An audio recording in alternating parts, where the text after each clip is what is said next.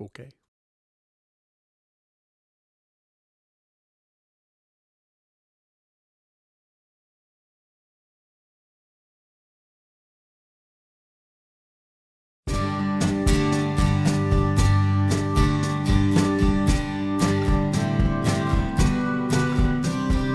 Paralyzed by fear, I'm clutching you so tight, afraid to lose.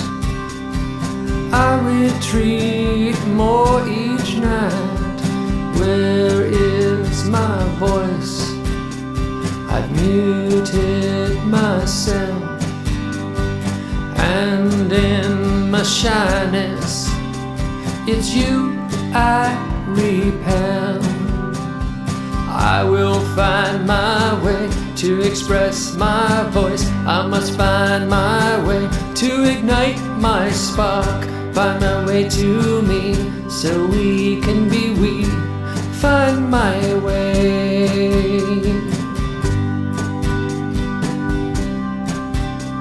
The fractures between us rise into view. I cling to the scraps of the care that falls through. Where is my strength? I've crumbled apart, hiding from the truth.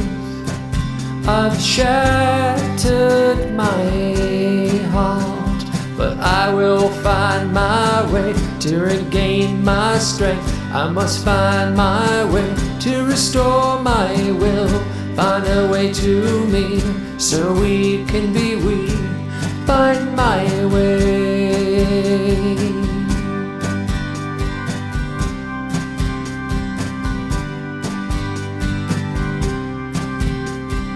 Here is this moment to take a chance, to go on alone or grow and advance.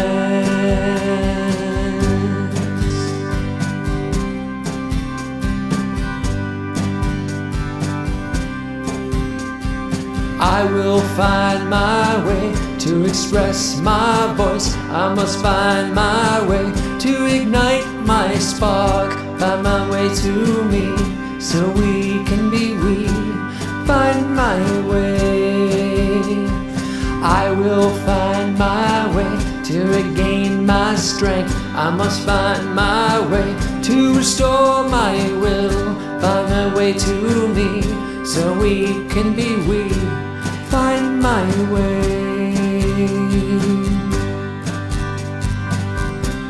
Find my way.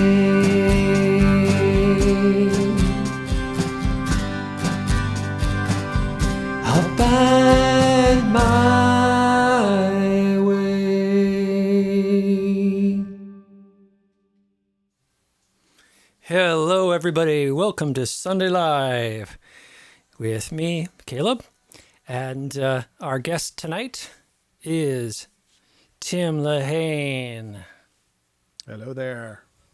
And Tim is a singer, musician, producer, and much, much more. So before we get started, do note the chat room is up. We still cannot get Facebook chats to appear there, but if you chat on YouTube, you can launch it. I put a comment on Facebook with the link to the YouTube channel. If you go over there, you'll be able to comment and have your comments posted on the wall of vanity. In addition, let me move over here out of the chat window. Also, we are streaming on Twitch. So if you like Twitch, if you're a gamer, go over there and check out Audio Terrorist official channel and Twitch. And you can comment from there also. And that will appear up on the vanity wall here. So just want to welcome everybody. This is our 4th episode. And we're getting the technology closer and closer to being solid. So hopefully, fingers crossed, this week it's rock solid. And one person was asking about the lighting, and yeah, this is the direction I want to go. So I'm going to continue to work on the lighting. Tim's actually helping me with ideas with the camera and whatnot, and taking this to the next level. I have asked a question, as people are giving feedback on this. One, I keep being told to look at this camera, the little dot, versus the screen up here where everything's happening. And then another question I have is I want to vote in the comments what you think of Shark Sock Puppet. Shark Sock Puppet started in the pilot episode, which was in black and white because it was all that long time ago.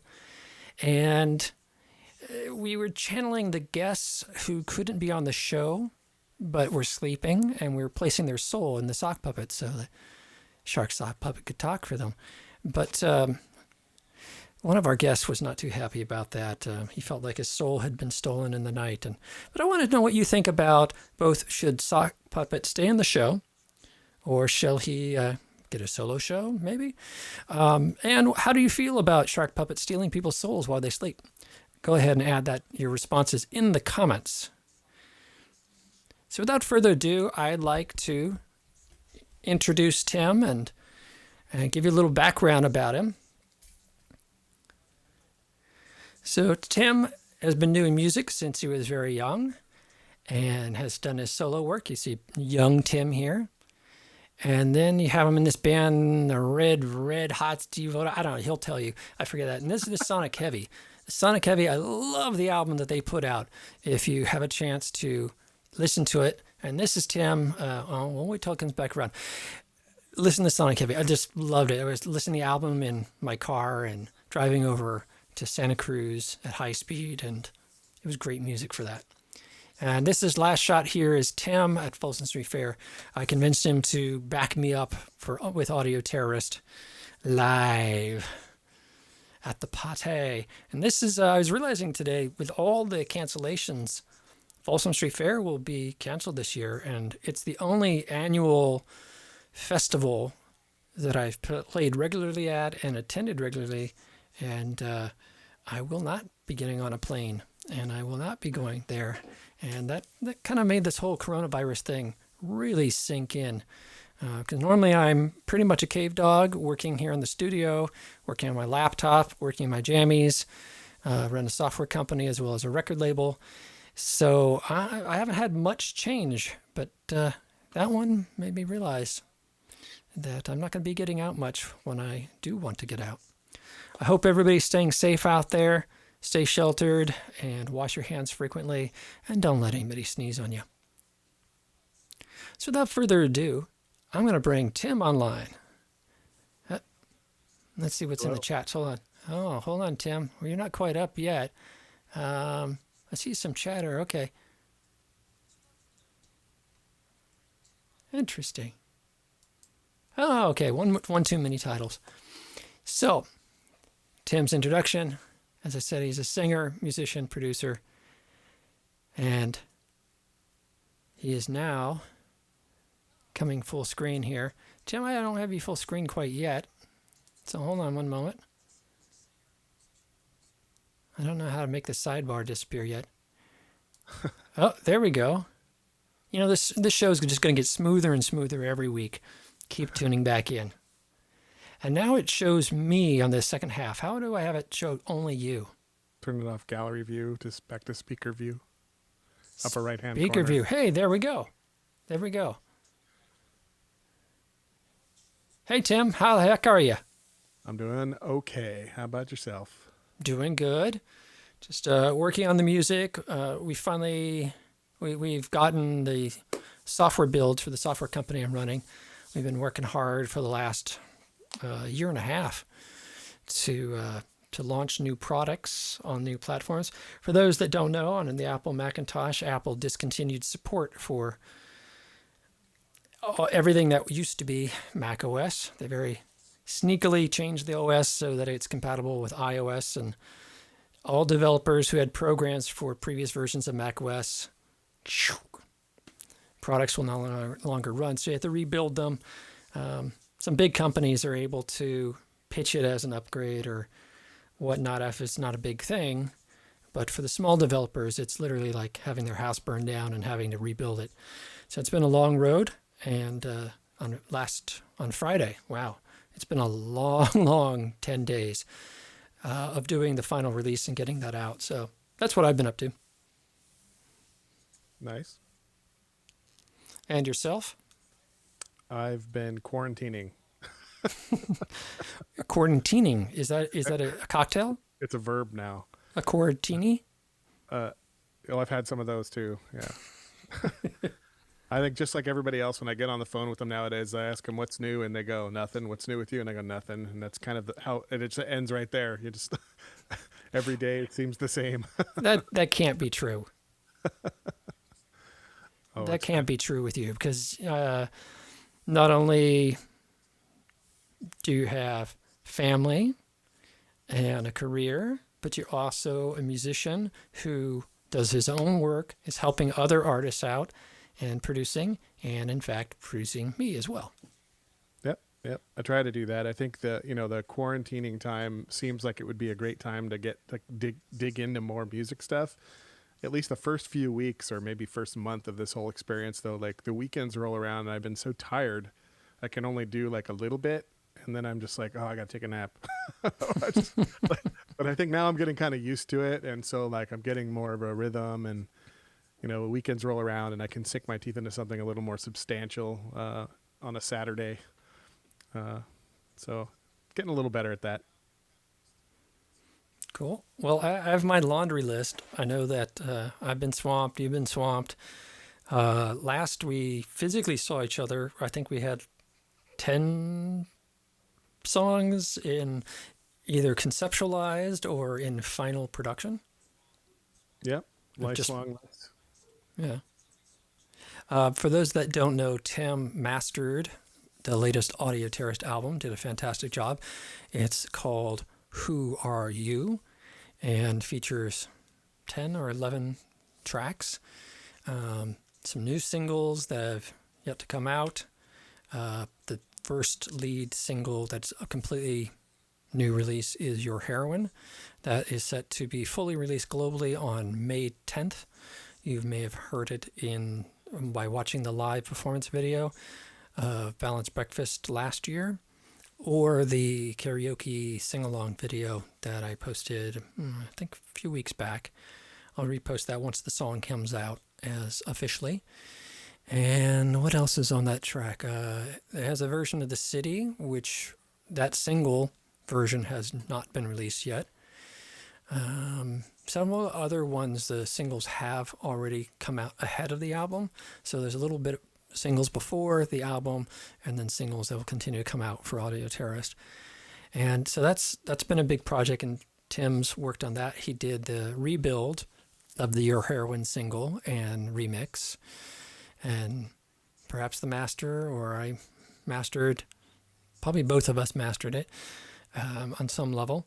And so Tim's been highly involved with Audio Terrorist, even more so with the Caleb projects. But I want to take us back, Tim. Do you remember how we met? I do. What was that moment? The moment we met, you were walking into a Starbucks, and we were meeting for the very first band meeting for Rock Lotto band number. What number 8. were we? 8? We were 8. Yes. Yeah. And I think you walked in, and I said hello, and we got coffee, and then we got to work on how to make this Rock Lotto thing work. For folks that don't know anything about Rock Lotto is it was an annual, but it became a biannual, maybe even triannual event where a name is pulled out of a hat, and your name is put in with a band. So suddenly you're a part of a band, you don't know anybody else, and you're told, write 10 minutes of new music and songs. You'll be performing them in a few weeks at a competition in San Francisco. So I had gotten a ping on Facebook from Stefan Aronson, who is the founder of Balanced Breakfast, which is a music community group started in San Francisco and has now become international cities all the way from Colombia and South America, and I don't think Europe yet. I haven't seen any European ones, but the Florida one I've been attending, the New York one, we certainly have. I run the one here in Seattle. And sorry, as usual, I am losing my voice on Sunday. I think it's Sunday-itis. And so, yeah, I manage the one in Seattle. And Tim, you're now managing the San Jose one? Yeah, I mean, Barb's still managing it as well, but I'm helping out, and we're going to actually have our first virtual meetup this Thursday at 7 p.m. So anybody wants to join that, it's available on their Facebook group, the link to get into the Google Hangout.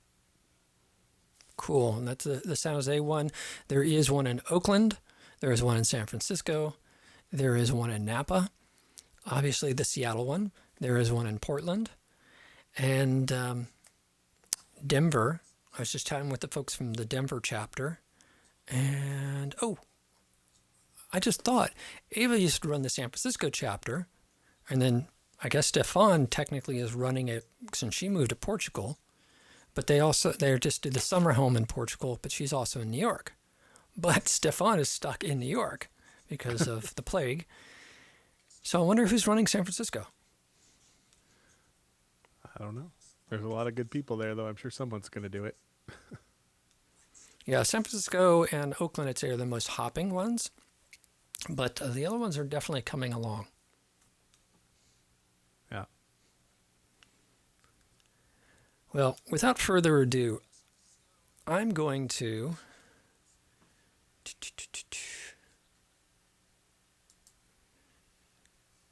because my voice is parched, I think it's time for me to have a beer.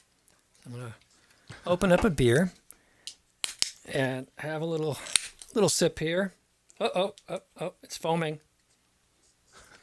All right. So this is the sound of me pouring a beer. Now, whole half of the audience has had to run to the restroom. And we're going to sit back and enjoy watching the very first performance that I ever did with Tim.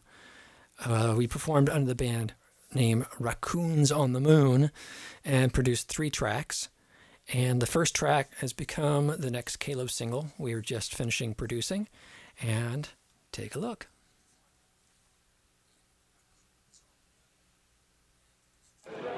Get loud. Lots of love, lots of energy, lots of theremin juice. Called Raccoons on the Moon.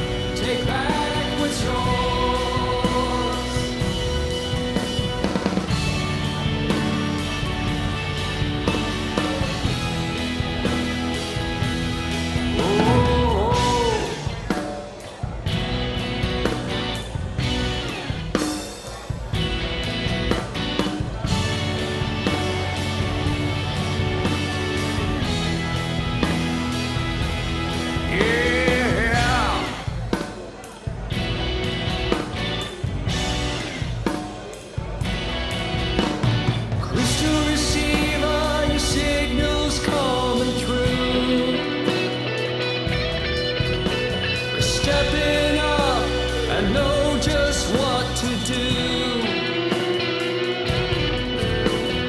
You must see a change is coming soon. And we'll all have to make a move. Yeah. But there's a time and there's a place. All your memories erased. Now you see the world through our eyes. So rise up. You gotta rise up. Rise up. Baby, you gotta rise up. Rise up. You gotta rise up.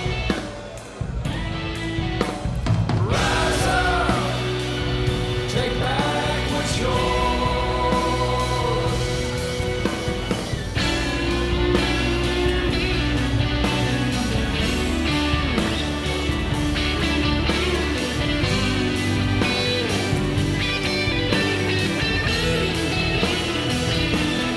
Let's all rise up. We gotta rise up. Rise up. Baby, we gotta rise up.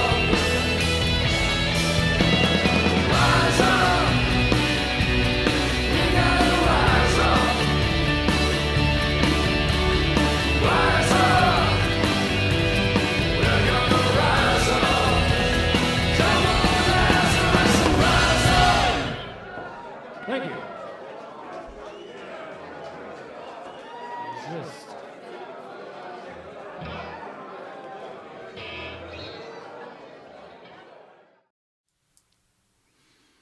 So that was the live performance of Rise Up. It was the first performance.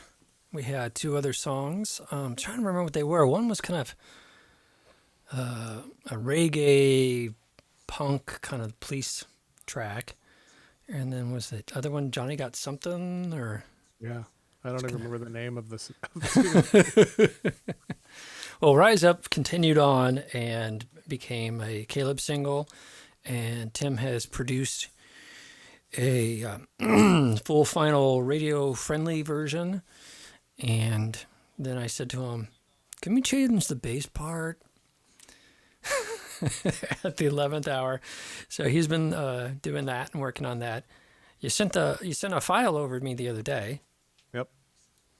I was working again on this release, so I hadn't slept in almost 2 days, and so I haven't had the chance to follow up with you, but I'll follow up. All right. Hey, I'm going to follow up on the Rise Up new mix. I don't know if it was my laptop or whatever, but the vocals stuck way out. I couldn't even hear any bass or low end, so I don't know what was happening on my end or not, but it could be in compression. I played it in Dropbox, so I have to download and give it a real listen. All right. So, folks, did you like Rise Up? Should we continue to work on it, make it a stronger single, and release that? Comment wherever the comments I've gone to. Also, Tim is helping me with the next Audie Terrace single, which is called It's the End. And we did a little mini tour of San Francisco, San Jose, the Bay Area, promoting the acoustic version of that song as well as other songs. And It's the End is almost ready. I had a peer review last Tuesday, and I thought I'd listen to it in the car. I listened on the headphones, everywhere. I had 2 final masters. I got votes from friends. I thought we were done. And they were giving me suggestions like, oh, that'd be great to do. Oh, that would be great to do. It never really ends, does it, Tim? Not with you. Well, to be honest, I wanted that thing out, and I told everybody, hey, I'm just checking to see if this master holds up. That's all I want to hear. And they were like, that's not very fair. We can't give critique. But Forrest, who runs the group, her and Jean run the group out in Santa Clara. Forrest is like, oh, a nice little keyboard part would go right there. And and Julius, who's a professional in LA in the industry, was like, I don't know what to tell you because you say it's done. It's a good mix, but I would change this, that, and the other thing. So I actually have a list of commentary here. Ben, can't tell what he said. Riley said, that bass grabbed me from the get-go. Great tone on the guitar, too. So, Jeff Fosha, if you're out there, good job on the bass. And Tim produced that bass. Tiana said, nice. Robert said, it's great, kind of 80s. Steve said, really nice vocals. Mason said, drums sound perfect, but I would bring down the brightness of the twang, though. Annie said, 90s grunge with 80s sensibilities. Superscore said, +1. I don't know what that means, but I know that's Forrest, and she probably means it needs a keyboard part. Jean, who runs the group, Jean can tell you that the one note in the chord progression at 5 seconds, 4 seconds was toned a little different. Now, I don't know about you, but I can't hear that. You know, if it feels good, it feels good, and I'm good to go. But Gene really digs in. So he gave a whole list here, but mainly it was the last note of each guitar arpeggio sounded too bright and warbly. So there's more to that. Let's see. Annie also said to everybody she felt there needed more reverb on the vocals and pushed them deeper into the mix a little. Then Forrest commented that she would like some backup singers in the track. You're going to snap your fingers and make that all happen, right? It's like which of the 10 songs do you want me working on right now? Really? You should send me those notes, so because otherwise I have to play back the stream just to hear them. I will send you the notes now that you've requested them. Anyhow, there's a bunch more comments and whatnot. If we want to go back at It's the End, I'm ready to ship, but we might want to take one last look at it and before it goes out the door. Especially because the Your Heroine is now scheduled to go out. The acoustic Caleb album should be coming out the week after, maybe May 15th. So watch for that on all of the platforms that you like. And let me see what else. Oh, and the Wizard on the Stairs acoustic is probably done, right? So, you tell me, man. You tell me. well, we have a video, and we're going to show the video next. But before I do that, do want to note to people that I have Caleb Brilliant Dreams, my first solo album. These are download cards. So if you message me in the chat, either on Facebook, YouTube, or Twitch, I will send you a coupon code so you can download a free copy of that album. In addition, for Audio Terrorist, I have coupon codes for our latest album, Who Are You? And I can send you a code for that. But without further ado, we're gonna show you the acoustic project. Tim started taking versions of Audio Terrorist songs and Caleb songs and doing them for acoustic guitar. I think largely he did it to justify to his wife the guitars that are hanging behind him. Exactly. Honey, I'm not getting the right tune on this this guy. He's gonna make me edit the acoustic guitar over and over again unless I get this one.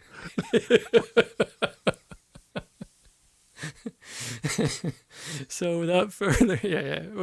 You want to say anything more about that? Nope. Is your wife watching? I doubt it, but if she is, hi, honey. Okay, everybody. Here is a video we shot. We did the first acoustic of Wizard on the Stairs was very sneaky. Tim was talking about doing it and working on, and I was listening to his production, and I was just singing the song right next to where he's sitting in this video, and singing to myself. And all of a sudden, this acoustic version shows up with vocals on it. I'm like, when did I do the vocals? Did he go back and get from my old album? How did he do this? He's like, no, I was recording you while you were sitting there singing. And my wife, who's not too fond of my singing voice, I played it for the first time. Whoa, we're having a strobe attack from the lighting. I'm not sure what it's doing back there. And across the room, she said, hey, your singing sounds good on that song. So here's the track, the one track that my wife likes my voice on. And it's called Wizard on the Stairs, acoustic version.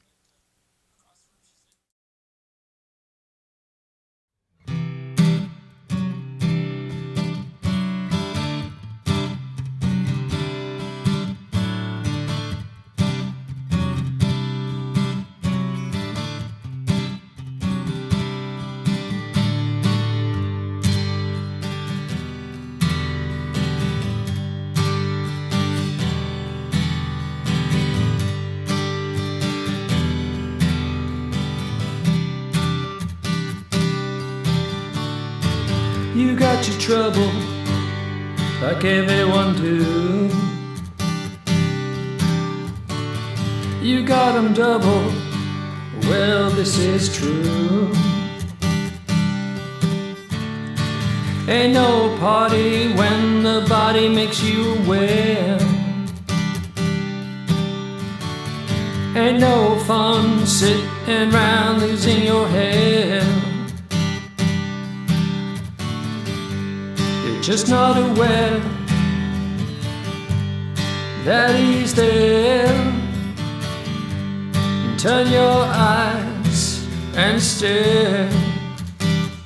The wizard's on the stairs. There's someone out there watching who can see.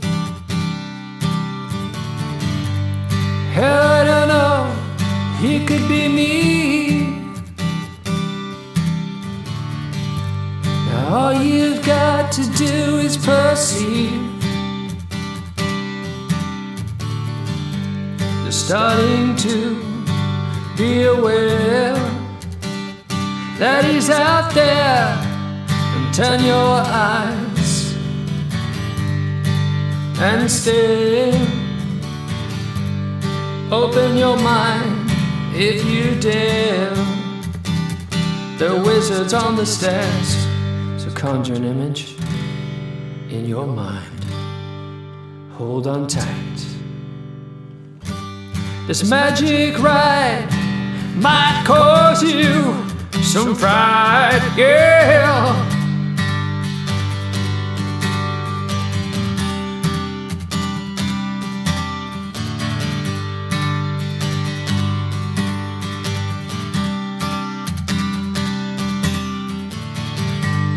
Now you're aware that he's there. Open your eye if you dare. The wizard's on the stairs.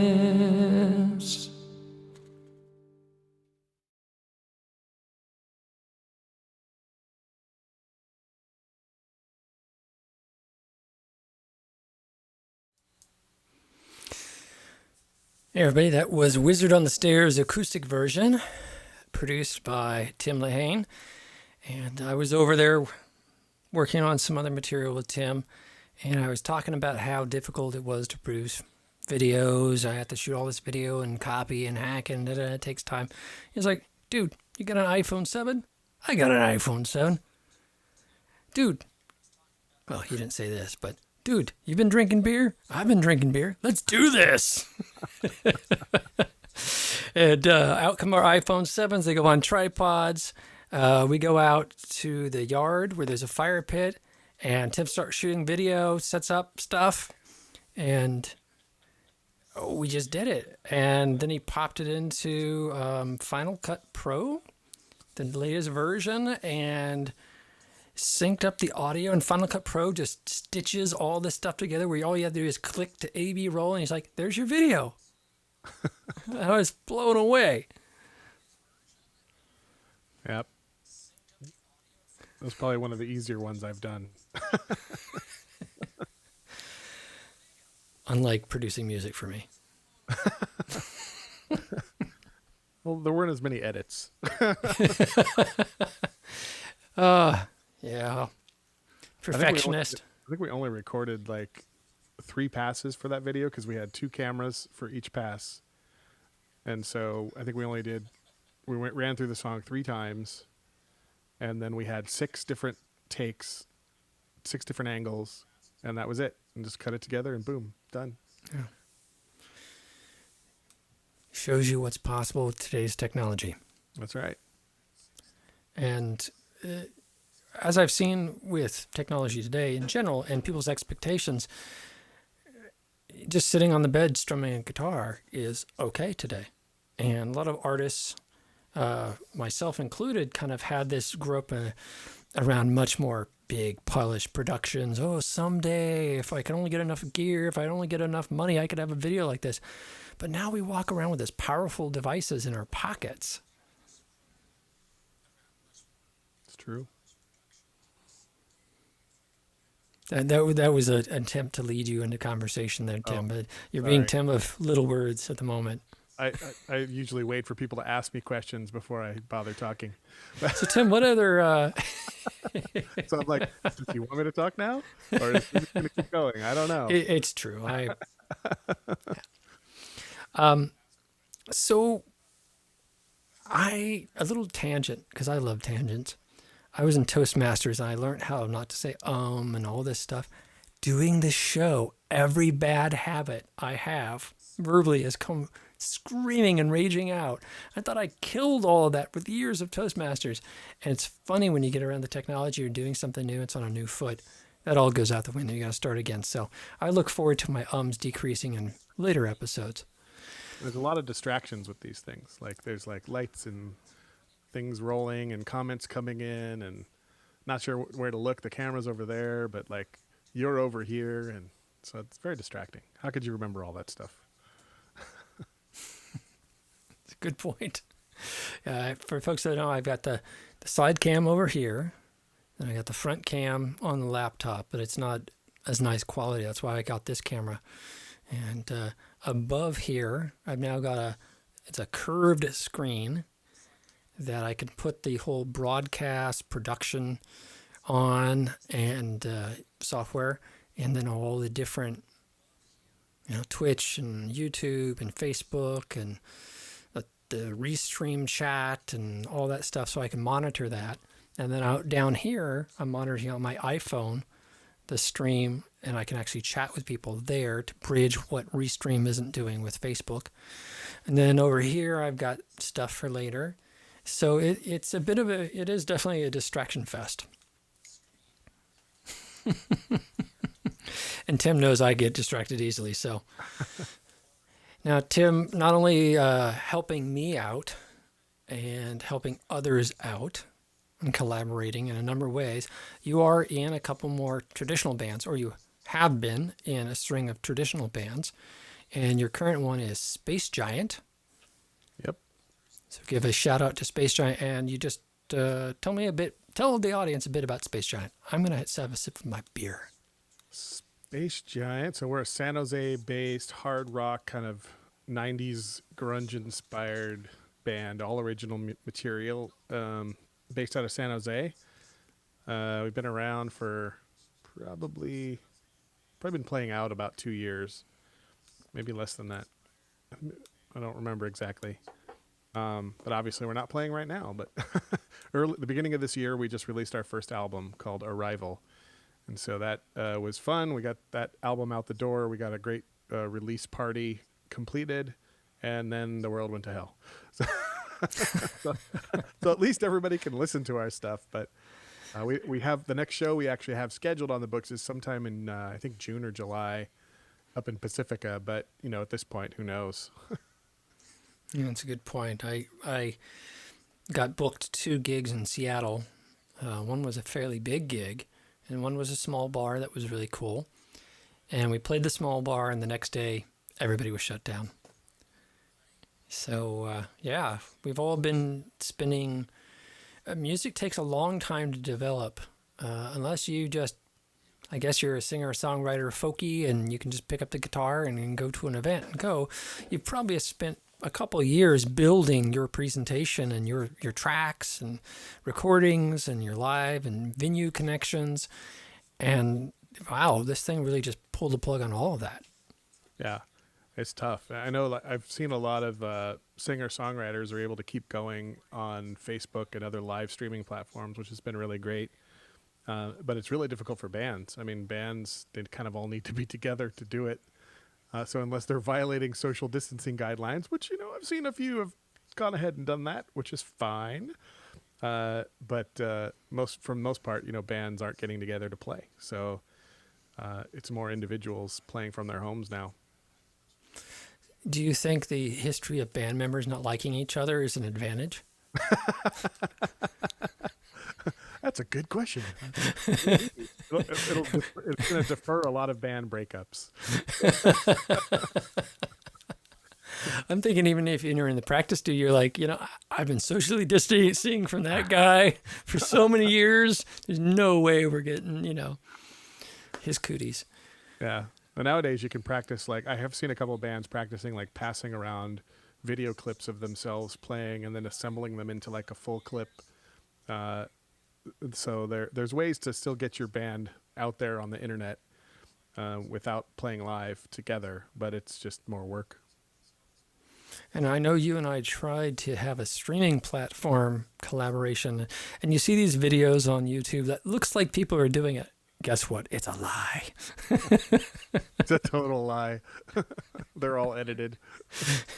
Because with the latency by time vocals get into my box to my computer, then out streaming, out to the universe, and then, wherever on the planet, and then all the way back. All those seconds add up. So as you saw, if you saw on the pilot episode, I was trying to sing and everything was out of sync. The video was out of sync with my vocals.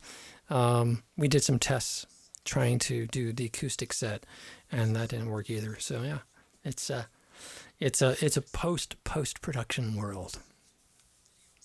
Yep. But the good news is it really leveled the playing field. Suddenly, I probably shouldn't mention any copyrighted names or something on Facebook. Some famous people were broadcasting their shows at a lower quality than my show. Outside of bugs. They had a whole support staff. But I was blown away, and I wasn't the only one. All these local musicians, suddenly they had these productions and lights and whatnot. And you looked at the high-end, major network people, and they were below us. And that was a real interesting twist. Oh, yeah. There was, what was that one, who did the streaming from home thing? The famous one? Was it, I forget who it was. A bunch of them. I've been watching a bunch of them. All the late-night comedy guys. Yeah. All the news guys, including the one news guys that got the coronavirus and was locked in his basement. Yeah, I think and the local artists jumped on first. Within 6 hours of the lockdown, they were all online, and there were festivals. And Stefan Arison and Balanced Breakfast launched a every Sunday 12-hour-a-day festival. Is he still doing it? No, those are done. I think they wrapped up last Sunday or the Sunday before. Okay. Because I felt kind of bad. I started the Sunday live show, and they were still doing the festival. So I'm glad we have no conflict of interest there. And I know you were helping out with the festival. So, yeah. So speaking of that, my train of thought just went right off the rails. Hold on a minute. Have a beer. Oh, we were talking about Space Giant. So have you guys been able to do anything since the lockdown? We've had a couple of band meetings over Zoom, very exciting, where we talk about what we want to do while we're locked down or after we're done being locked down, with the hope that we could at least get some material written. So there are some riffs being passed around in Dropbox and things like that for us to start building new material, but It's just difficult to get it all together at once. So it's going slowly. I guess it's very hard to get a vibe if everybody's just kind of dropping files back and forth. Yeah, kind of. Although a lot of the previous material that we wrote started that way. Like the stuff that we write live tends to be more simple because, well, at least from my perspective, I don't dig in and really analyze what I'm playing. I just pick what works in that moment, and it's usually much more simple. But when I sit with a riff and listen to it and try to construct material that goes along with it, it gets a little more interesting. So the stuff that I work on my own in my basement actually comes out, in my opinion, better because I've thought about it more than the stuff that I come up with when it's live. Now, the stuff we do live obviously has this great jam feel to it, but it doesn't have some of that more interesting musical component that the other stuff does. I wonder if you get like just a jam factor, because when I've worked with live bands a lot less than studio production, but when I have, much like Raccoons on the Moon with Rise Up, the jam produces completely different material. Yeah, definitely. And for me, like, if I'm writing a bass line in a jam, it will be simple because I'm looking for something that fits. And then all of a sudden that will be the bass line and I can't hear anything else. And so, like, even if I take it apart later and try to make something more interesting, other than a few fills here and there, that's the bass line. Whereas at home, I can kind of construct stuff better without the pressure of, like, keeping up with the band. Makes sense. Well, without further ado, what I want to do, because we've been talking about Space Giant, I want to show people Space Giant. Yeah. So here is a video that Space Giant's first single, what's it called again? Little Things. Little Things. So here is Space Giant with Little Things.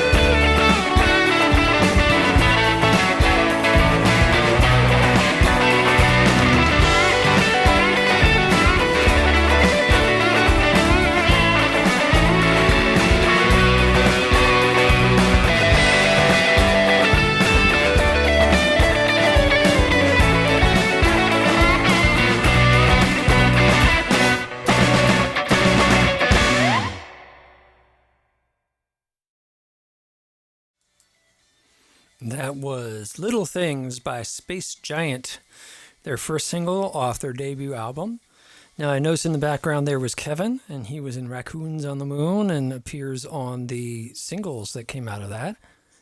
Yeah. And then also in the photograph of the Sonic Heavies, he's in that photo. That's right. Yeah, the trio of us, so Kevin on drums, me on bass, and Mark on guitar, were also the Sonic Heavy with a different lead singer. And it's amazing just swapping out the lead singer and writing new songs, totally different vibe. Still kind of that hard rock 90s grunge sound, but sounds completely different with this group of people. Yeah, it's funny how just one person will totally shift a band. Yeah. And also though, going from a male singer to a female singer is a big shift. Yeah, yeah. And Asha really cuts through we're pretty loud, so and her vocals really cut through. It's pretty great.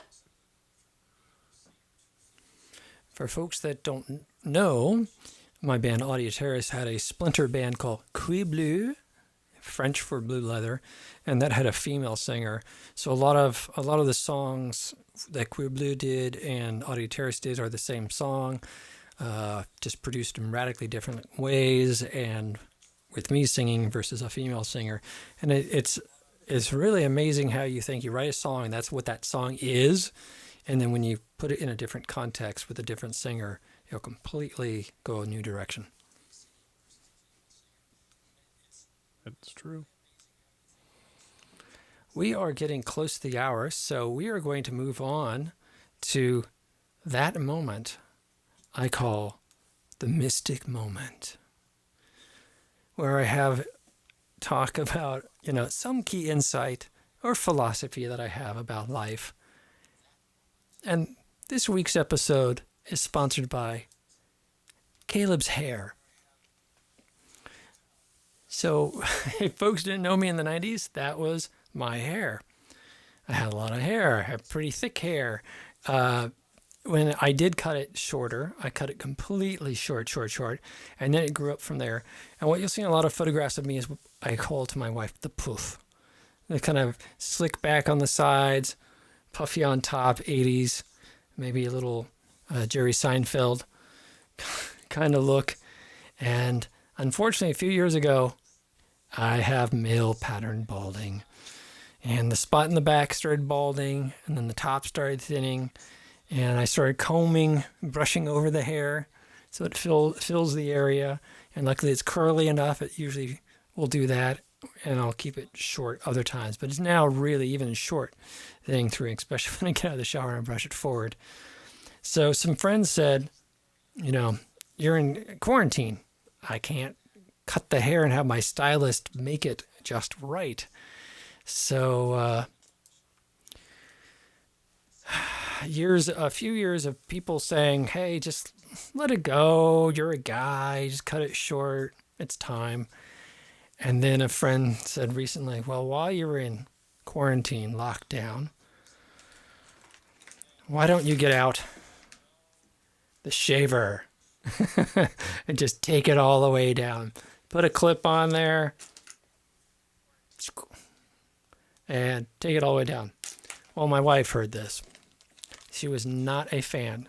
So to those friends that recommended that I trim the hair all the way down, she didn't like the idea. So after all these years of not stopping my hair loss, I've been asked to try to stop my hair loss.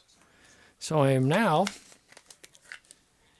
eating biotin stuff. I talked to my doctor and they said that most hair loss treatments for men will cause heart problems. And as I am getting up there, I'm already monitoring heart and making sure it's all happy. So that wasn't an option. And they said, the drugs, same thing. You'll have no libido whatsoever. Or you can have the one thing that does work is all the hair in the back is not sensitive to testosterone. So we can pull that hair out of the back of your head, stick it on top, and it's something like $2,000, 3 hairs, something like that. Not in my budget, just going to say. So I was looking around and they said, well, you only have one option left to try. And it works for some people, it doesn't work for others. And that is the space helmet. So every other night I wear this and lasers and LEDs zap my skull. And apparently in 3 to 4 months, I should start getting hair growth again if I'm in the right genetic category. So that's my mystic moment. I was going to put it on and kind of meditate with the lights, red lights flashing, but we're out of time. That'll have to be for a later episode. But I am going to take my bite and choose as we wrap up. I thank you so much for tuning into this episode with Tim. And he's opened huge doors for me musically and arrangement and being able to work with someone who keeps a cool head. Is low drama. Kudos there. That's not always been the case. And he just gets shit done and he gets it done well. So I thank him for appearing in this main part of the episode. I know the show is from 5 to 6 and I want to be respectful of people's time. But if you're tuning into the show for the first time, we have a bad habit. It's called After Party. If you want to get in touch with me, here's my contact information. Just pause the video, or if you're watching me, contact me through Facebook mainly. And without further ado, After Party. So in After Party, what we do is it's a less structured, more open area where you can ask Tim questions, shoot them into the chats, and we'll get them answered. And we also show more obscure work or more artsy work of the featured guest. So for those that are leaving, I want to thank you for watching. Please tune in every Sunday from 5 to 6 weekly. And for those who are going to stick around, it's After Party time. What, I feel like there needs to be some like dance music happening now.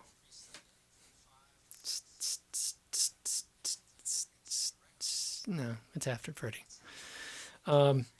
Yeah, so I'm going to eat these guys. And Tim, tell me about your project with your daughter.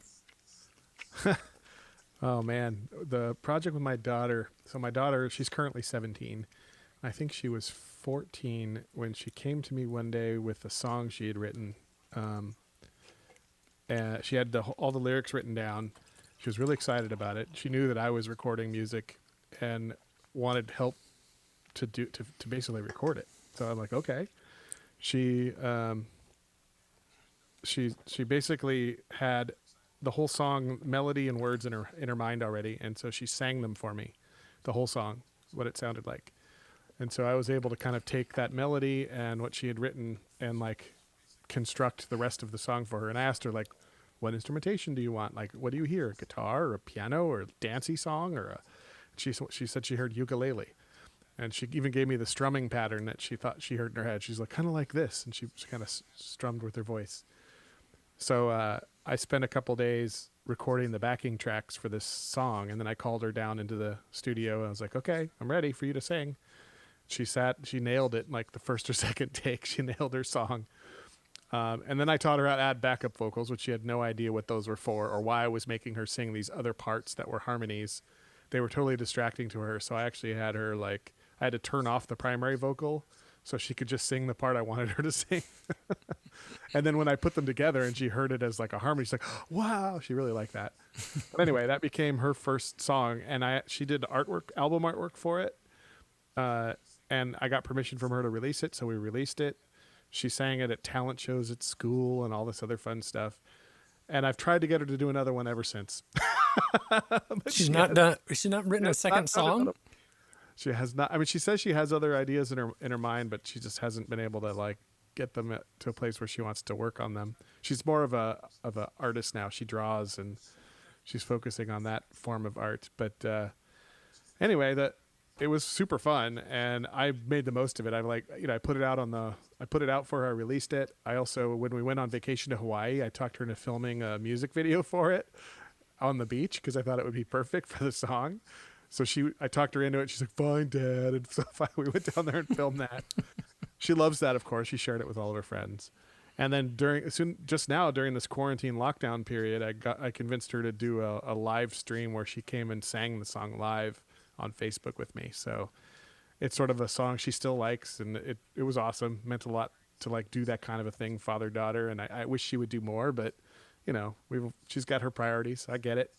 So yeah, that's the story of the project with my daughter. Got it. Yeah, with my stepdaughter, I had fencing. I still had my fencing gear from college, and I said, "Oh, I can teach you fencing." Yeah, I'd love to learn it someday. Nothing, and then years, a decade later, I get this message: "I'm ready for my lesson." So you just never know. She took one lesson from me. She goes, "I'm good." Kids. And I want to play you a bit of the quarantine lockdown video, and then I want to play you the Hawaii official video. A couple of people who have been on the show have asked questions about the creative process and the development and whatnot. And I feel like the quarantine, in some ways, while I think the vocals are actually stronger in the quarantine version than the music video, and at the same time, it just shows how you can just sit down and work on a song in the studio and how it can become a professional release. And so here goes the quarantine version. I'm going to play about, a minute of that, and then we'll play the official music video. A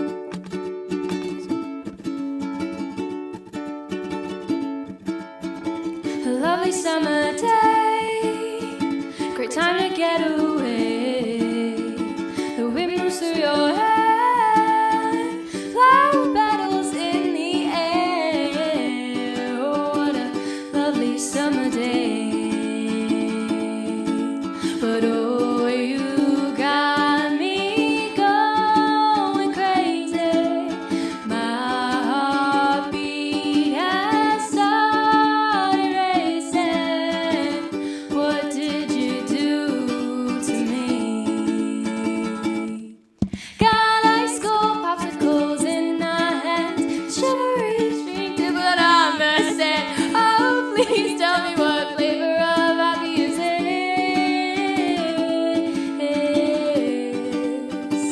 It's pineapple cherry, it's sickly sweet.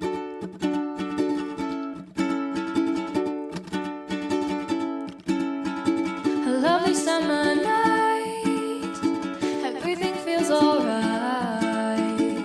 My hand moves through your hair, we make quite the pair. Oh, what a lovely summer night.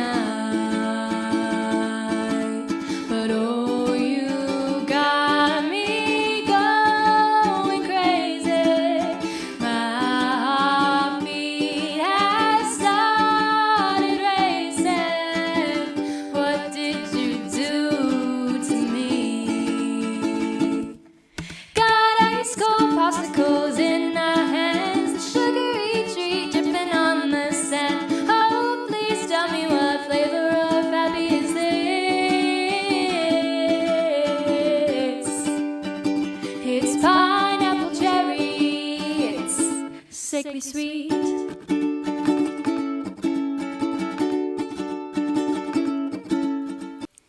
Okay, so that was, when was that, 2 weeks ago? Maybe 3. It's all blurring together. I have no idea. Being quarantined in the basement. So that was a couple Only weeks because ago. I see that the guitars are not hanging yet in the room, and the table's not there, which I've hung the guitar since then because I had all this extra time. And then the Hawaii video was years ago. Yeah, And the Hawaii video was probably 2 years ago, 3 years ago. got it. All right. I'm sorry, getting distracted. That famous movie with the dog going squirrel? That's me. So I just saw some comments pop up on the screen. No questions for you yet, though. I'm blown away. I guess we are answering everything that everybody has in their mind and providing them with the answers. So I'm going to move on to the original video for that song.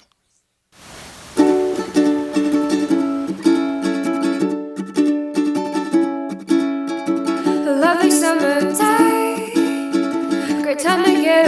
away. The wind blows through your hair, flower petals in the air. Oh, what a lovely summer day. But oh, you got me going crazy. My heartbeat has started racing. What did you do to me? Got ice cold popsicles in our hands, the sugary tree tripping on the sand. Oh, please tell me what flavor of happy is this? It's pineapple cherry, it's sickly sweet.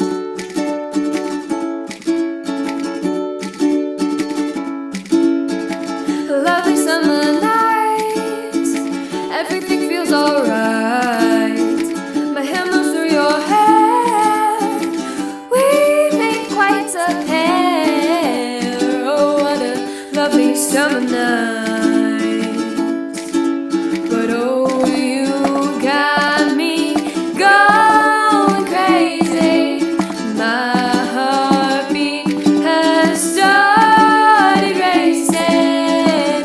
What did you do to me? Got ice cold popsicles in our hands, the sugary tree tripping on the sand. Oh, please tell me what flavor of happy is this? It's pineapple cherry, it's sickly sweet.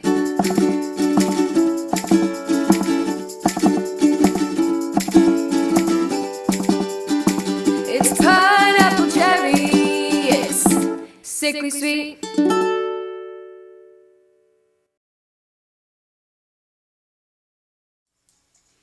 Hey everybody, that was Pineapple Cherry Sickly Sweet. And that was Tim's daughter. What's your daughter's name? Mara. Mara. By Mara. And we watched the recent Mara performing under quarantine this song, and then we went back and looked at the original music video and original recording. Looking at the chat room, we got some great jobs from my mom. So she's giving thumbs up to Mara. Pass that along. My mom has always been a huge supporter of my creative side, which is amazing to me because I must admit she probably must look at my creative work and say, what the heck? But she's a mom. It doesn't matter. I could be yodeling, playing the theremin, and she'd be like, good job, son. And that's always been cool. And so I want to give you a cool shout out because you got a Proud Dad t-shirt on, because you're a cool dad. And my dad, I love my dad. Don't get me wrong. But my dad was the kind of dad that I said, hey, Dad, I want to do this Pinewood Derby car. Carve it out of wood for Boy Scouts. And he would go, huh. And then he would walk out to the garage and he'd build it and then hand it to me. There's your new Pinewood Derby car, kid. And he'd go back to doing his thing. So, it wasn't like he didn't contribute, but he wasn't really collaborative in his approach. So I think what you've done with, your daughter here is freaking fantastic. I'm sure she will someday look back and love the moments. But right now, she's just a teenager. And for everybody out there that knows what that means, you know what it means. What I'm blown away by is I didn't realize this was her only ever written song. It's just like so bam, as if she had developed other songs and earlier songs, and this was like the one that really clicked. But no, this was just, it clicked, therefore she had to do it, or did it with Dad, and made this song and this video, and then was like, okay, done that. Check. Yeah, she kind of checked off. Okay, wrote a single. I'm done. Be very interesting to see if in her 20s, if she comes back around to that and is like, huh, Dad, remember back when I did? Huh. Yeah. I remember a guy in high school, he he had his own like little following, because what he did is imitated Elvis, and he did Elvis songs. So he didn't do anything original. He just had a little imitation and created a buzz about it. And he loved that fame so much, he just kept doing it. And so it's funny that your daughter, as a teenager, isn't doing that. Isn't like, hey, yeah, I've got a single. You want to see my next single? Well, she's like that about other things. Like she likes drawing, and so she does that like with a lot of her artwork. Lately, she's become a Dungeons and Dragons game master, dungeon master, I should say.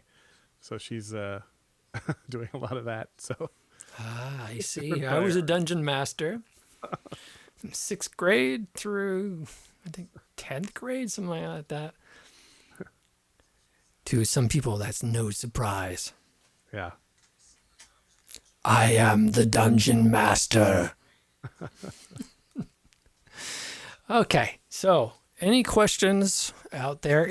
Facebook is not really showing me everybody's on the screen. Twitch is, YouTube is. Apparently, people add Facebook, remove it, and tweak it, and eventually it works.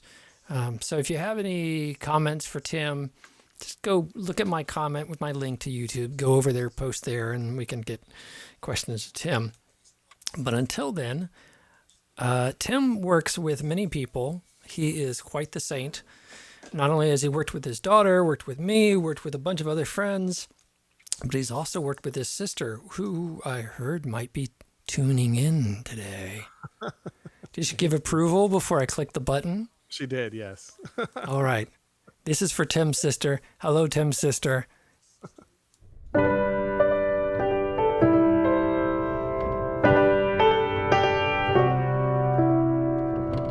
You won't believe it, strange as it sounds, extraordinary magic follows you around, and the camera can't catch it. You won't see it in the mirror. If I say look behind you, you turn around, it disappears. I see it, swear I do, I see extraordinary magic in you.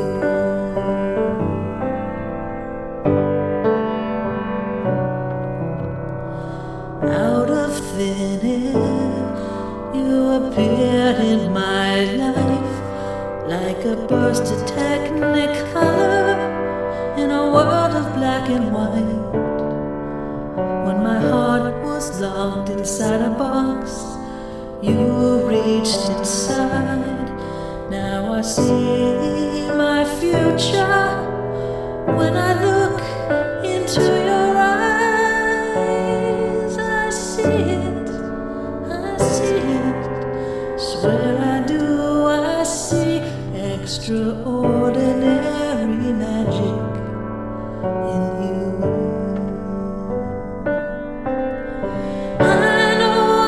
Miracles happen, who cares what they say?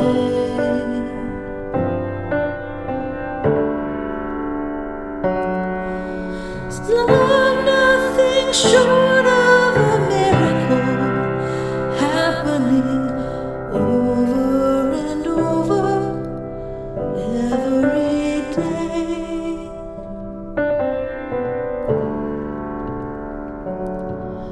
So I'll keep my eyes open, awed and amazed. If you start to doubt it, remind you of the million ways. I see it, swear I do, I see extraordinary magic in you.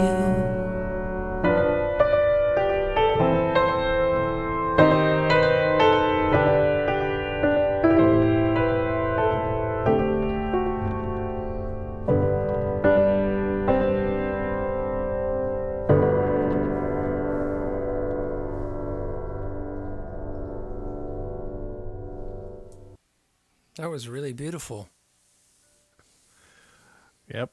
That was a result of her birthday present. What was her birthday present? Her birthday present was a bunch of recording gear.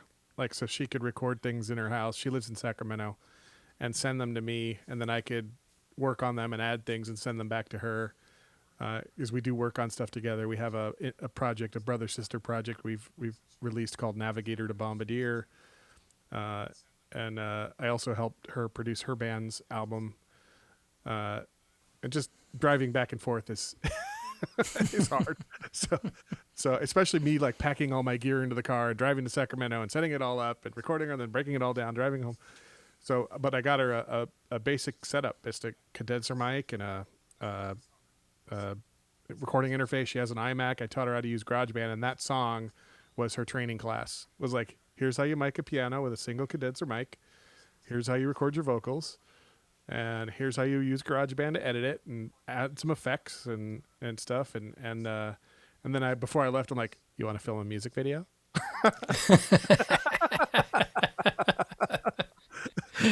She's rolled her eyes and agreed to try. So then we filmed that before I left the house.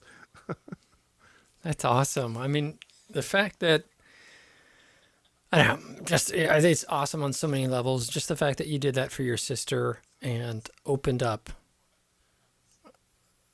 You know, she obviously is a talented singer, and you providing that support for her to share that with the world is lovely.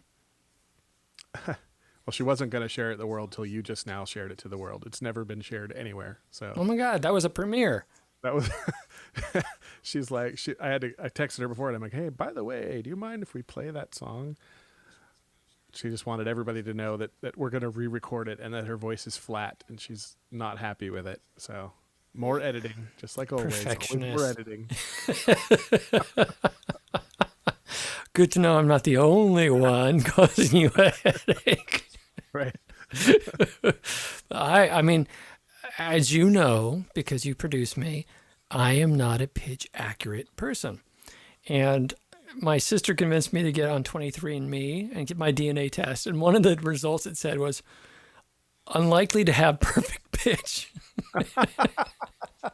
So it's genetic, nothing I can do. All those years of singer training and choir training and whatnot, it wasn't me, it's my DNA. Dad, Mom. Wow. If Melodyne will take that as a discount code. Enter in your DNA into the Melodyne coupon code box, and it'll give you the not pitch perfect discount. For those that don't know, Auto-Tune was the first pitch correction software company, and they're in Los Gatos, California, in the Bay Area, and I worked just down the street for them.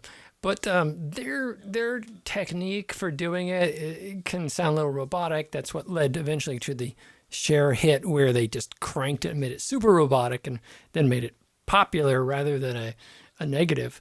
But Melodyne's a European product that achieves the same goal, but does in a much more, in my opinion, natural way.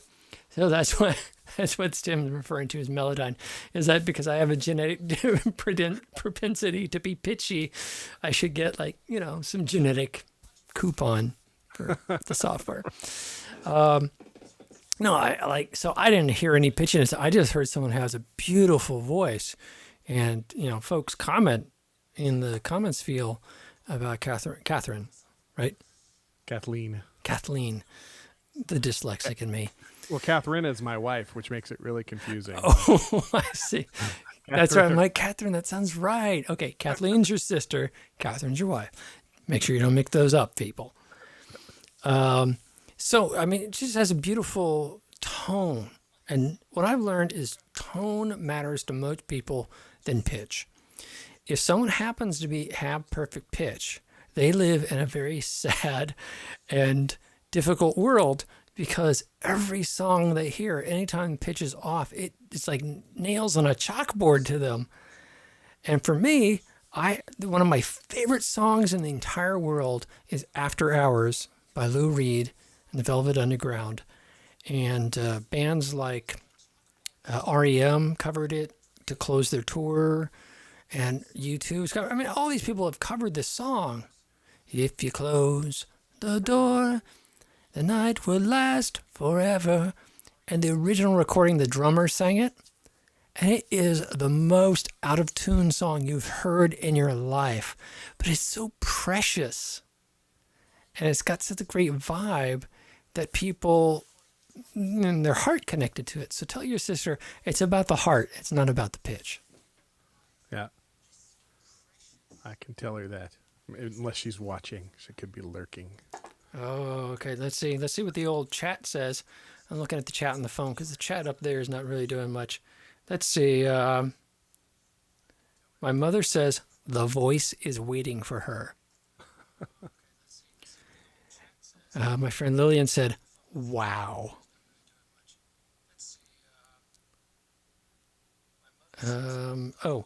My friend and producer for 10 years, Tyrone, has joined. And Tyrone, I hope, will be on a future episode. He has said yes. So we'll get that scheduled. Tyrone said it took until college before his son started writing and recording his own songs.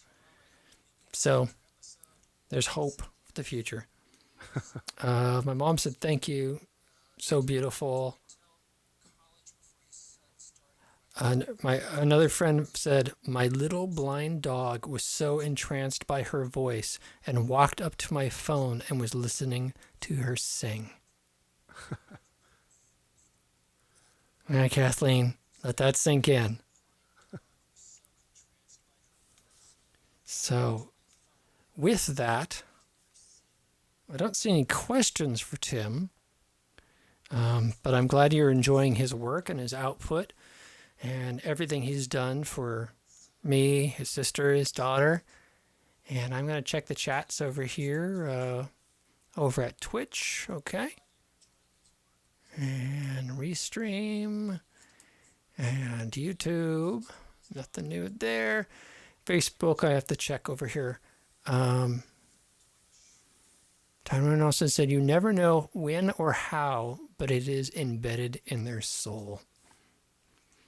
Very nice. Very nice and nice. Thank you, everybody, for your comments on Tim's work and, Tim and his loved ones' work. So, let's see. Okay, yeah. Done the chats here. Okay. And anything before we wrap up, Tim? I think our after party is actually going to be a half hour long, which is decent. Let you get back to your family, any projects you want to do on a Sunday, and, existing in quarantine like the rest of us in lockdown. For those that have known me for a long time, there's no freaking way I'm going out into the world but to run my car's engine. I take it up on the freeway. I run it a couple exits up, run it back down through the forest, and park the car again. Other than that, I am staying home until there's something they can inject into me. I do want to finish, though, with one more Tim project, because Tim, for all he does for everyone else, is also filled with songs himself, but he hasn't quite gotten around to making those. So please do encourage Tim to write his own songs, but until he does some really wonderful covers every week. You did on Wednesday this week. What other days have you done it?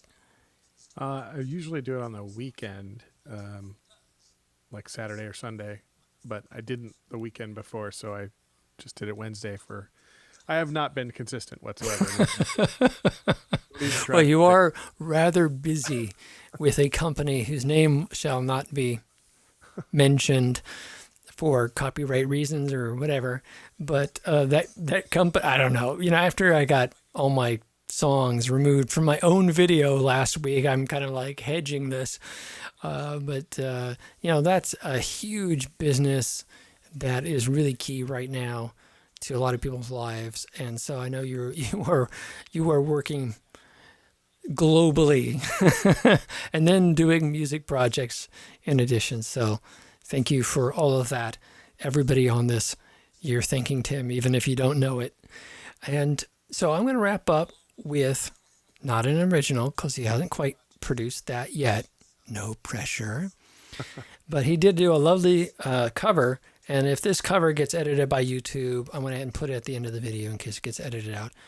But anything you would like to say before I play this? No, just everybody out there, stay safe and keep being creative. That's what we all need during these times. Is we need art more than ever. Amen to that. All right, brother. Here is your cover. Are you a Def Leppard fan?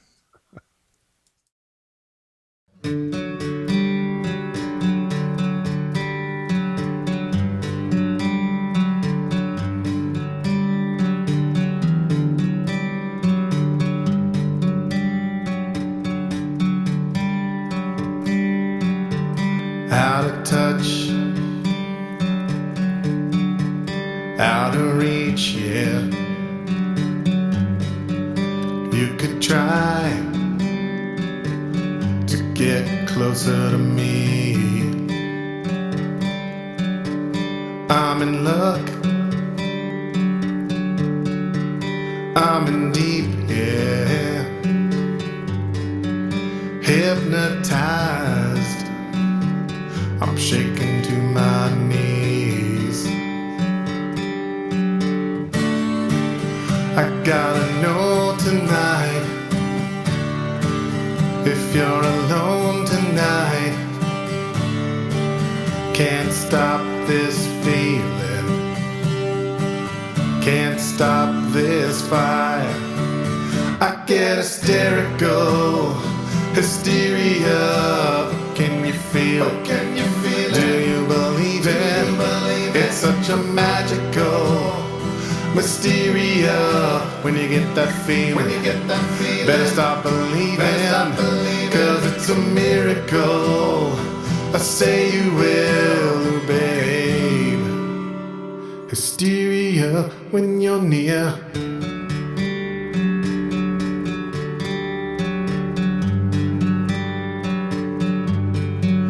Out of me into you, yeah. You could hide, it's just a one-way street. I believe I'm in you, yeah. Open wide, dream me off my feet. I gotta know tonight, if you're alone tonight, can't stop this feeling, can't stop this fire. I get hysterical, hysteria. Oh, can you feel it? Can you feel it? Do you believe it? It's such a magical mysteria. When you get that feeling, better stop believing, cause it's a miracle. I'll say you will, babe. I gotta know tonight, if you're alone tonight, can't stop this feeling, can't stop this fire. I get hysterical, hysteria. Oh, can you feel it? Can you feel it? Do you believe it? It's such a magical mysteria. When you get that feeling, better stop believing, cause it's a miracle. I say you will, ooh, babe. Oh, can you feel it? Ooh, babe. Do you believe it?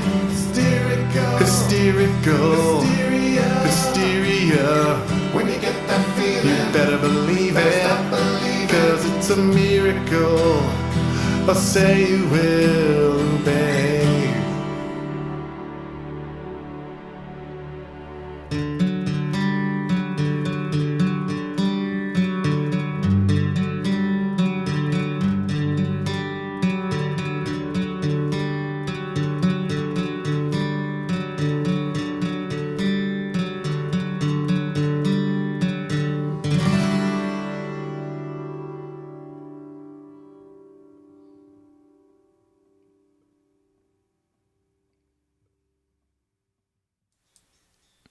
Well, probably shouldn't say the name of the band, but that's Tim doing a cover tune. But when I heard it, because I never listened to that band, probably my middle sister did. Lisa, are you out there watching this show? I know you jumped into our test yesterday. You should watch the show. Definitely, totally a band that she would have listened to and would love. How did that? Tell me a little more about that song, how it came about, how you chose to do it.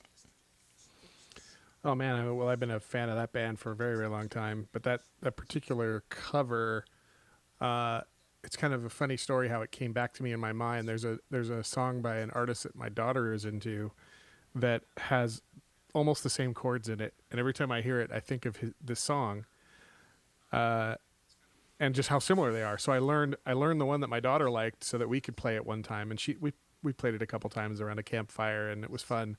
And I'm like, oh, I should try to play Hysteria.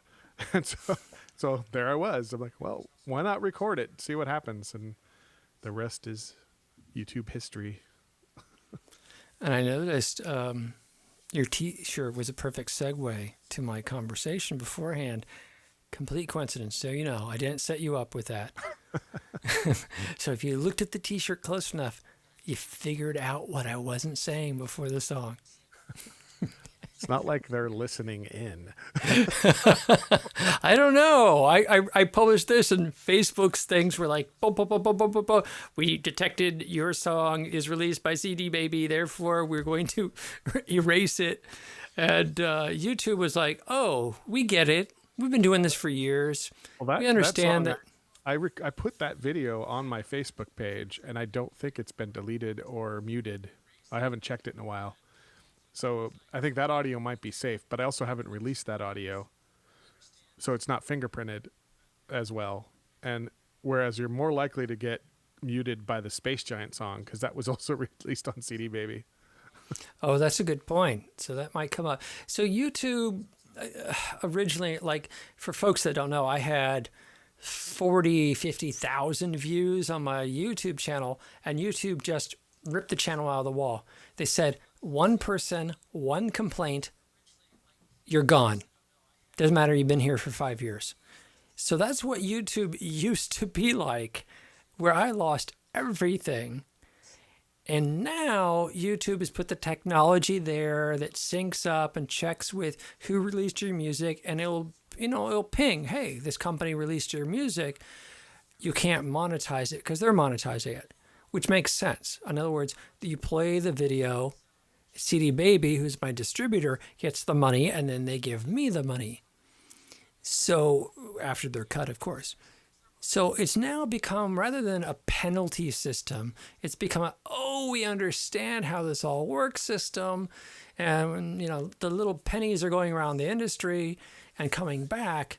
So the only thing YouTube dinged me for last week was the fact that I had played a fan edit to one of my songs that used a released movie.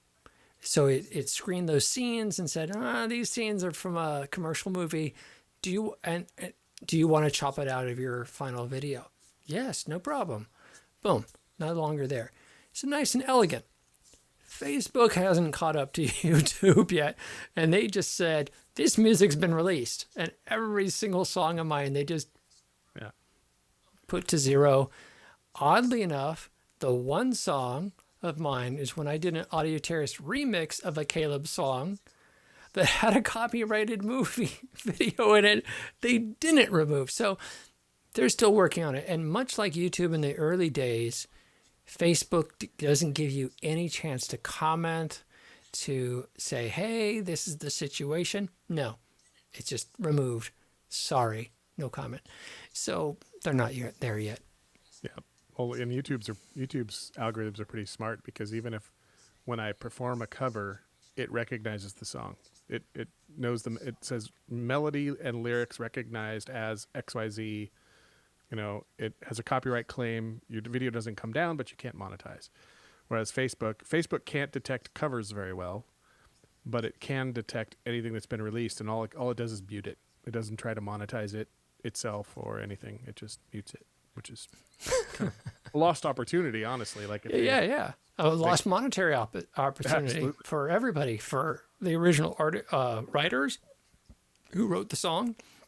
And that's where YouTube, we come a long way from the Napster days and whatnot of let's just sue a 15-year-old for $1 billion because he downloaded one song. Now everybody recognizes, hey, this is all opportunity to monetize. Hey, Tim picked the song. He honored us and our band to cover our song. And when he performs it, he should get pay the same royalties as a covered song on a CD was, which, folks, that's 9.1 cents per copy sold. The challenge becomes with streaming is, while it was 9.1 cent for a CD, an album, etc., companies like Spotify, Pandora, said, hey, we're new, we're struggling, please don't charge us too much, oh, we're just going to get up and going. Well, now they're the major platforms. And now that we're like, okay, you're now no longer struggling, you're a major platform, start paying the the traditional rate. The lawyers came out of the woodwork, man, on that. Pushed back. All they asked was for twice the percentage. By the way, the percentage is 0.0000000002, and we asked for 0.4, and they freaking freaked out because lawyers got to eat and feed their Harvard children. Anyhow, apologies to the music business, but when you're smart about it, you simply allow the monetization to happen, get the money, give everybody a cut. Because you put work into it, the original songwriter put into it, everybody should share in the ad revenue. And if you're living in America, that's how things get paid. For all you pseudo-socialists out there that think it should be different, elect a different government. Because the reality is in the United States, everything is paid by advertising. In Europe, there's a lot of subscription services where you pay the subscription, you get no ads, and that's what pays the artist. The United States is very ad-centric with content. Of course, Comcast and the cable channels before that at first said, hey, subscribe, and then you don't have to watch commercials. And then they doubled down to increase profits, and they said, oh, you're going to subscribe. We got you locked in a monopoly, and we're going to add the ads on top of that. And that's where we are in the United States. But if you have any questions about the music business, how money's made in the music business, feel free to shoot me a message on my Facebook Messenger, friend me there, or one of my band sites, and I can bend your ear about how it all works. It's a very strange industry that's made up of a lot of pennies happening in a lot of different places, aggregating together, and some of that getting to the artist. In fact, I would argue that today more money gets to the artist than ever before. And when I started hosting the Seattle chapter, after being involved with the Bay Area groups, the San Francisco, San Jose groups, I was shocked because people up here still thought that 70s model, the record label, signing, all that, A, still existed, and B, was a good thing. And A, it died in the 90s. Sorry, folks. And then, a stake was driven through its heart in the 2000s, even though it was dead and not a vampire. And that's not what you want to do. The world moved on from that model. The world is more interested in who you are as a person than your album. Your album is like a free business card you hand out. It's not free. You may have spent $10,000, $100,000 on it, but it is expected that is just an expensive business card that's going to connect people with your brand, with who you are as a person, etc. So if you like an artist and you're buying their album, thank you. But if you're downloading their album and whatnot and you want to hear more music from them, think of joining Patreon, a Kickstarter, or some other service for that artist and help them produce more work. That's my big pitch. You want to find out more and join Balanced Breakfast. Balanced Breakfast is, I think it's just under Balanced Breakfast on Facebook. And then it's under BB for each chapter. BB : San Francisco Music Chapter, San Jose Chapter, Seattle Chapter, etc. And join the group. You'll get a lot of free information about how the industry works and connects with people in the industry. There are many people out there selling packages, telling you how to go about all the same things you're going to get through Balanced Breakfast. And since I met Tim and this whole conversation started with Balanced Breakfast, it's fitting that it ends on Balanced Breakfast. Thank you so much for watching these episodes every Sunday and for watching the after party, because you're the cool kids. And I'm going to give Tim one last word, and then we're going to wrap it up for the night. Oh, thanks for having me on. It's a lot of fun. Let's do it again sometime. Will do. And Tim, you and I have a ton of projects that are in the works, so I'd love to have you back on the show to talk about those projects and where they're heading. Right on. All right, man. Have a great night. Ciao. Bye-bye. Take care, everybody. Stay safe out there.